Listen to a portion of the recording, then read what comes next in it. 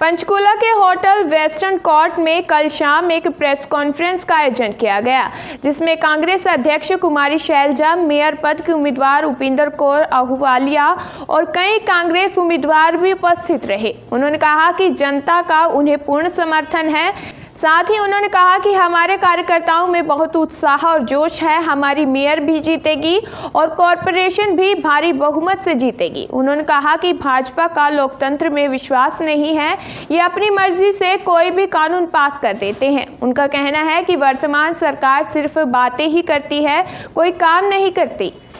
National 18 के लिए पंचकूला से संवाददाता राजेंद्र की रिपोर्ट। इनको किसी के दर्द का मालूम नहीं है, इनकी आपस की राजनीति है, जिसका खामियाजा हमारी मासूम जनता को भुगतना पड़ रहा है। साथे लगाने का कोई औचित्य नहीं था।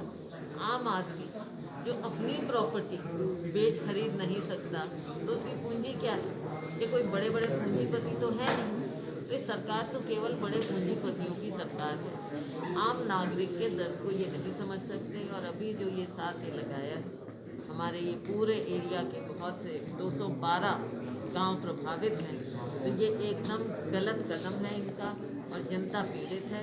हम उनके साथ अभी उन्होंने हमें मेमोरेंडम भी दिया है, तो हम प्रदीप जी, हम सभी साथी अभी वहाँ पर जाएंगे और लोगों की बात सुनेंगे।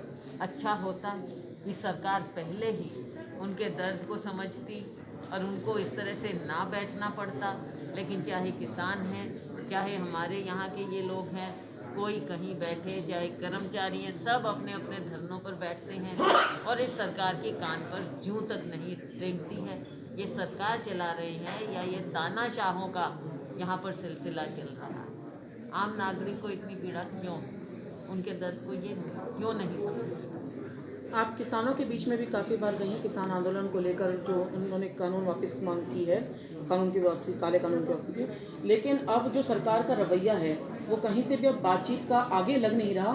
आने वाले समय में इस तरीके की संभावनाएं उनके व्यवहार से लग रही है कि इसको कुछ और दिशा में मोड़ा जा सकता है। जब जबरन उठाने से लेकर, इनमें फूट डालने से लेकर, आपको क्या लगता है कांग्रेस का क्या उसमें स्टैंड रहेगा? ये सरकार कोई भी हथकंडे अपनाती है अलोकतांत्रिक ढंग के, लेकिन आम लोगों की आवाज़ सुनने की उनको आदत नहीं है। केवल एक मन की बात सामने आती है, लोगों के मन की बात कोई सुनने को तैयार नहीं। किसान अपनी आवाज़ उठा रहे हैं, ये उनकी आवाज़ सुनते नहीं हैं और किसान वहाँ पर ऐसे मौसम में भी बैठे हैं हड़ताल पर। लोकतंत्र है, आज नहीं तो कल इन्हें किसानों की, मजदूरों की आवाज़ सुननी पड़ेगी और कांग्रेस पार्टी हमारे किसानों की लड़ाई लड़ती रहेगी। हम पहले भी लड़ रहे हैं, ज़मीन से लेकर विधानसभा से लेकर संसद तक, और हम किसानों की लड़ाई लड़ते रहेंगे। राहुल गांधी जी ने स्टैंड अपना पूरा क्लियर किया हुआ है। इन 3